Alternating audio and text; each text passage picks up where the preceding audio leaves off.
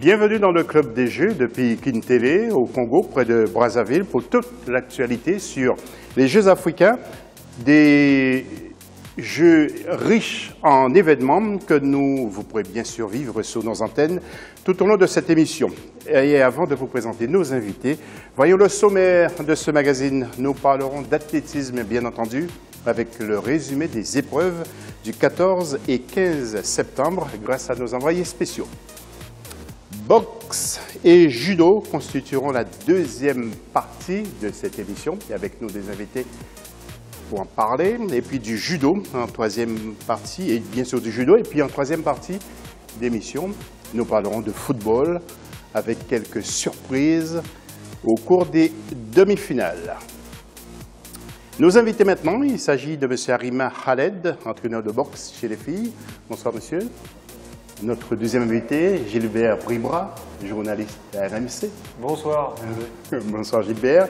Troisième invité, c'est M. Julien Brigaud, qui est directeur adjoint du service des sports de France Inter. Bonsoir José. Bonsoir. Et puis Soulia Boulen, qui est médaillée d'or à la boxe. Bonsoir à vous. Ça a été une épreuve dure ou facile? Dur. Dur, on va en parler tout à l'heure. Et bien entendu, donc, nous allons parler d'athlétisme pour la première partie de cette émission. Et avant de dialoguer avec nos invités, nous allons voir le résultat des concours en images avec le poids final homme. Et avec une belle victoire, vous allez le voir, de Elamba Waka dans quelques secondes, il est congolais. Et avec une superbe ambiance, il a lancé le poids à une distance de 20 mètres 25, quand vous voulez pour les images. Hein. On est prêt? Donc, nous avons un petit problème avec les images pour l'instant. Nous allons peut-être envoyer le sujet tout de suite avant donc de retrouver justement ces résultats du concours. Nous allons voir ce qui s'est passé le lundi 14 au stade de l'Unité avec un résumé de Jacques Ramboka. Les finales des diverses compétitions en athlétisme ont eu lieu ce lundi 14 septembre au stade de l'Unité du complexe sportif de la Concorde. Les 100 mètres, 800 mètres et 1500 mètres en passant par les triples sauts ou les 110 mètres haies. Aux 100 mètres, toutes catégories confondues, les athlètes ivoiriens ont démontré leur supériorité en remportant des médailles d'or. Je suis très content parce que ça fait 2 ans, j'ai eu 2 ans d'absence et c'était difficile pour moi de revenir. Et je reviens et puis je gagne le championnat. Je suis très content. C'est juste une joie pour ma première médaille d'or au niveau africain. Je suis vraiment très contente vu que j'ai travaillé toute l'année pour ça. Donc voilà, c'est une joie et puis je dis merci à Dieu. En 800 mètres dames, la Sud-Africaine Castel Semeya a été encore plus performante et en a remporté la médaille d'or. En 1500 mètres hommes, c'est l'Éthiopien Mekonnen Gebremedine qui a occupé la première place. J'étais presque au bout de ma force, mais je me suis relevé et finalement j'ai gagné et je suis très content. C'était ma finale. En triple saut, Tosin Oken et Olumide Olamke du Nigeria ont remporté respectivement les médailles d'or et d'argent. La compétition d'athlétisme aux 11e Jeux africains de Brazzaville se poursuit jusqu'au 18 septembre. Et avant de retrouver nos invités pour quelques commentaires sur ces disciplines en athlétisme, je vous le disais, nous avons des résultats pour les concours avec tout d'abord le poids final homme, vous allez voir en image, avec une belle victoire congolaise de Elamba Waka, donc qui a lancé le nager à 20 mètres 25, deuxième Madji Mohamed. Vous allez voir donc le public qui était très heureux, le public congolais, comme d'habitude. Et juste après, nous allons découvrir le marteau chez les femmes d'ici quelques petites secondes, avec une Burkinabé qui l'emporte, avec un jet de 66 mètres 91. Deuxième, la Sénégalaise Sen Ami. Voilà donc pour ces concours et dans quelques secondes, nous verrons la hauteur, le son hauteur, juste après ces images, le son hauteur avec donc la Séchelloise Lisa Labiche, d'ici quelques petites secondes, et deuxième Amata Dorline. Voilà donc avec 1,91 m, belle performance en tout cas.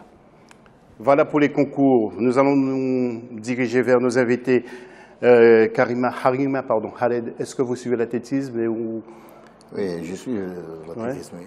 Et les amis algériens, est-ce qu'ils ont aujourd'hui des surprises? J'ai assisté la course de Mkhloufi, 800 mètres. Et le matin, j'ai assisté un Algérien qui a fait la course de 1500 chez les handicaps. Ouais. Nous allons voir quelques images tout à l'heure. Impression en arrivant ici. Vous avez vu du football, vous êtes un passionné. Oui, sur l'athlétisme d'abord. C'est pas mal, parce que bon, l'athlétisme africain, on a bien vu au dernier championnat du monde, la première nation c'était le Kenya. Donc l'Afrique domine aujourd'hui l'athlétisme mondial. Alors, vu que le Kenya est la première nation, on peut le considérer, même si évidemment les Américains sont pas très loin. Il y a quand même quelques têtes d'affiche qui sont là. On a entendu Talou, Meïté. Talou, elle peut avoir sa place dans une finale mondiale. Meïté, il peut avoir sa place dans une finale mondiale. Donc là, il y a quand même des belles têtes d'affiche. Alors, on aurait pu en avoir plus. C'est vrai qu'on aurait pu avoir quelques Kenyans, quelques Éthiopiens de premier plan sur le demi-fond, par exemple. Bon, là, ils ont plutôt envoyé des seconds couteaux. Ils gagnent quand même, donc avec les seconds couteaux. Enfin, l'athlétisme, moi, j'ai assisté à 3 soirées, là. Je me suis régalé. Tout à l'heure, on a vu le 4x100, finale du 4x100 féminin. Non, alors, le problème, c'est plus sur les concours de lancer, parce que là, il y avait plus de retard, sans doute, pris par l'athlétisme africain sur les lancers. Par exemple, il y avait un concours du disque, ils étaient 4. Donc, bon, est-ce que c'est vraiment révélateur de quelque chose quand tu as 4 participants à un concours? Bon, c'est un peu moyen. Maintenant, sur la piste et sur les courses, là, c'est du très haut niveau, quoi. Ouais, vous pensez que le sprint africain va peut-être égaler un moment, peut-être pas les États-Unis, mais l'Europe, il n'y a pas une grosse distance qui les sépare. Non, mais là, il y a carrément les résultats. C'est Marie-Josée Talou, elle serait meilleure française. Au niveau du temps. Et Meïté, il est du niveau de Vico et Le Maître. Donc là-dessus, il n'y a pas de. Enfin, le sprint africain. Là, chez les filles, il aurait pu y avoir. Comment s'appelle-t-elle, Aouré, l'Ivoirienne, qui n'était pas là. Il y a une Nigériane aussi, Okak Baré, qui aurait pu également être là et qui n'est pas là. Donc non, on avait quand même du beau monde. Il en manquait quelques-uns malheureusement, mais il manquait surtout du public à l'athlétisme. Malheureusement, c'était vide. Tout à fait. Sauf le COP pour le Congolais au poids. Il y avait un COP de supporters. Il y avait du monde, mais chaque fois qu'il y a un Congolais, une Congolaise qui participe à un événement, il y a beaucoup de supporters, on peut le dire. Julien, votre regard, qu'est-ce que vous regardez? J'ai été quand même impressionné, comme le soulignait Gilbert, par les chronos de certains athlètes qu'on a pu voir hier notamment, sur ces belles séries du sprint. Je crois que les Ivoiriens sont sur un programme très poussé, très ambitieux pour les Jeux de Rio en 2016. C'est ce qui explique leur niveau de préparation sur ces Jeux africains. Et puis derrière, on a vu aussi, il y a du potentiel chez les Nigérians aussi. On a vu vraiment des équipes nigérianes très très au point, même si on a raison de le souligner, ce n'est pas les têtes d'affiche qui viennent, mais on voit que le niveau monte et les chronos le prouvent. Il faut dire aussi que la limite d'âge pour ces Jeux africains, c'est 23 ans. Évidemment, mais du coup, on fait travailler aussi, peut-être, on va dire, entre guillemets, c'est pas une insulte que de dire ça, mais des athlètes qui sont un peu moins mis en valeur d'habitude dans les compétitions internationales. Et donc, ça fait augmenter le niveau, évidemment. Oui. Alors, Soulia Bouchen, pardon, vous, c'est plus la boxe. Hein. Oui. Est-ce que vous vous intéressez à d'autres disciplines que... des sports de combat, un petit peu. Le foot. Ouais. Enfin... Nous allons parler de l'équipe d'Algérie, on ne l'a pas vu non plus dans cette compétition. Ouais. Peut-être pour la prochaine CAN. Oui. Oui, Inch'Allah. D'accord, on parlera de vous d'ici quelques instants. Nous allons enchaîner avec l'athlétisme et ce mardi 15 septembre, nous nous sommes également rendus au stade de l'Unité pour les épreuves handisport. Heladji Diaye était l'envoyé spécial de la chaîne. L'Algérien Samir Nouia est le vainqueur de la finale des 1500 mètres avec un temps de 3 minutes 54 secondes 54 centièmes en compétition ce mardi au stade de la Fraternité du complexe de la Concorde de Kintélé. Il a devancé son adversaire ougandais qui s'est classé deuxième avec un temps de 3 minutes 59 secondes 41 centièmes et le Kenyan qui est arrivé troisième avec un temps de 4 minutes 0 secondes 74 centièmes. Je suis très content d'avoir obtenu la médaille d'or et très content aussi de représenter dignement l'Algérie. Ce n'est pas aussi la première fois que je gagne une médaille d'or sous les couleurs de l'Algérie. J'ai eu des médailles d'or aux championnats du monde, aux Jeux olympiques et aux Jeux africains de Mozambique. Pour la finale des 200 mètres hommes, ce sont les Sud-Africains qui ont ravi les 2 premières places. Jonathan Tutu est arrivé en tête avec 22 secondes 47 centièmes. La médaille de bronze est revenue à l'Algérie. La course était difficile et j'ai eu à travailler dur pour gagner cette médaille d'or. Dans ce groupe, il y avait pas mal de champions, mais je me suis rendu compte que mes entraînements ont payé aux Jeux africains. Pour l'heure, les demi-finales et finales se poursuivent au stade du complexe sportif de la Concorde. Les finales des 1500 mètres et 400 mètres hommes et les 100 mètres dames vont se dérouler ce mardi 15 septembre. Oui, Harima Khaled, ça fait plaisir de voir un Algérien briller dans le handisport. Hein. Oui. Là aussi, je crois qu'il y a une bonne politique qui est menée sur place en Algérie. Les handicaps, toujours dans des compétitions comme celle-là, de potentiel, ils gagnent des médailles d'or, des médailles d'argent minimales. Hein. Oui. Gilbert, l'handisport a sa place aussi, c'est tout à fait normal, on voit aussi des performances. Il y a un truc intéressant, c'est que d'habitude, le handisport est programmé à un autre moment, c'est-à-dire en général après, quand on prend les Jeux Olympiques d'hiver ou d'été, les épreuves handisport, elles viennent une semaine ou 15 jours plus tard. Là, le fait de mélanger le même jour, donc à l'athlétisme, les épreuves handisport est valide, ça offre une visibilité supérieure aux handisports, donc c'est intéressant. On pourrait imaginer, pourquoi pas, aux Jeux Olympiques, ça c'est peut-être trop compliqué, mais de faire au moins quelques épreuves handisport pendant la période des Jeux valides, c'est une idée intéressante à piocher aux Jeux africains. Ça permettrait aussi de considérer qu'ils sont au même niveau sur le point sportif, parce que quelquefois, on a l'impression comme les autres, quoi. Ils se disent marginalisés par moment.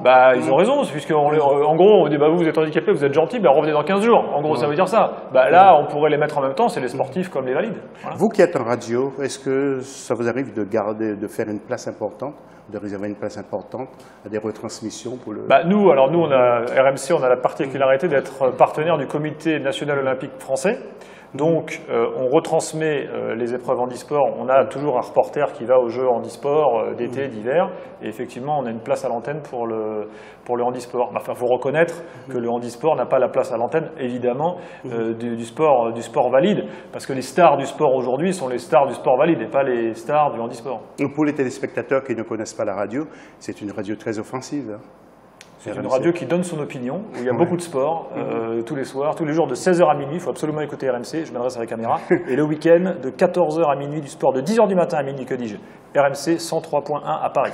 Voilà. Julien Bourrigaud, qu'en dites-vous, vous, France Inter, est-ce que France Inter réserve une place importante à vous? Vous savez, dans le groupe Radio France, qui est le service public radiophonique français, c'est France Info qui est la radio qui retransmet le sport en direct. Et c'est pour ça que nous, on donne rendez-vous à nos auditeurs africains sur franceinfo.fr pour justement ces retransmissions. Nous aussi, on a, lors des derniers Jeux Olympiques, assuré une couverture beaucoup plus importante de ces Jeux handisport. Mais c'est vrai que le décalage des épreuves dans le calendrier ne profite pas aux athlètes handisport, et autant ça sera effectivement impossible de les mettre sur le même plan, autant il faut distiller, et je trouve que ça c'est vraiment la bonne idée de ces Jeux africains, dans le programme une place importante et de choix à certaines épreuves emblématiques du handisport. Oui, et il y a maintenant, je pense, des athlètes, notamment français, qui se sont fait connaître et qui commencent à être un petit peu plus des habitués aux yeux du public. Et que pensez-vous le fait aussi qu'il y a beaucoup d'Africains qui courent sous les couleurs de la France, beaucoup d'athlètes et qui deviennent aussi français? Vous voulez dire en général? Ouais. Mais si on oublie quand même de le signaler. Je crois qu'on ne l'oublie pas tant que ça. Et je crois que, au-delà de toute polémique, il y a eu par exemple le cas emblématique de Nabil Fekir récemment, qui a choisi de jouer pour l'équipe de France. Là, c'est en football. Voilà, en football. Je crois qu'il y a des allers-retours qui sont normaux, incontournable quand il y a autant de liens entre des pays, que ce soit la France et l'Algérie, la France et le Mali. C'est aux joueurs de choisir en fonction de leur famille, de leur intérêt. Le choix leur appartient et je crois que c'est incontournable et ça ne sert à rien de jeter de l'huile sur le feu sur ce genre de débat. Merci Julien pour ces précisions. On va marquer une première pause dans cette émission. On se retrouve tout à l'heure et je vous l'avais dit, en début d'émission, nous allons parler de boxe. Nous consacrerons une large place à cette discipline. Bruno Blard, à tout de suite.